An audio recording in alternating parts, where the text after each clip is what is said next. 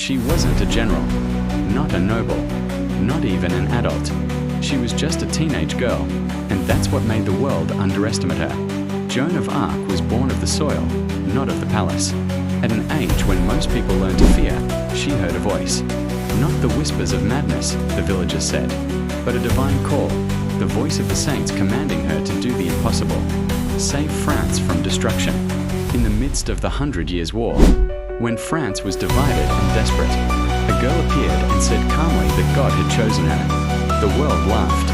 Then the king listened, and there the tension began to boil. Joan wore oversized armor, holding a banner instead of a sword. Yet her every step on the battlefield defied logic. Troops that had retreated now advanced. The citadel of Orleans, thought unattainable, fell. Morale shifted. History was shaken.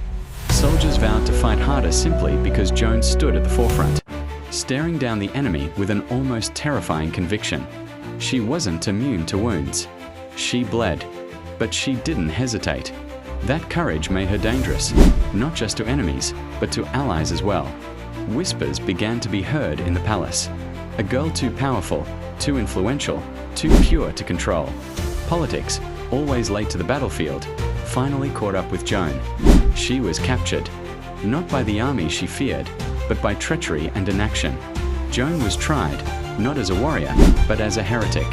The question wasn't about strategy or victory, but about dress, voices, and faith.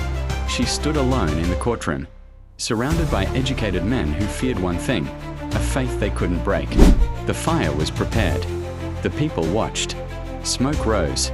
Joan was 19 years old. At the stake, she didn't shout a war cry. She didn't curse. She simply asked for the cross and held it until her last breath. France won the war years later. History moved on. Joan's name was buried with her ashes.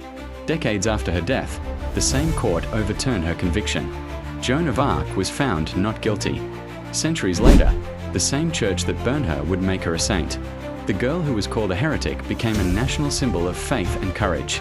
She was defeated at the end of her life, but history, eventually, knelt before her.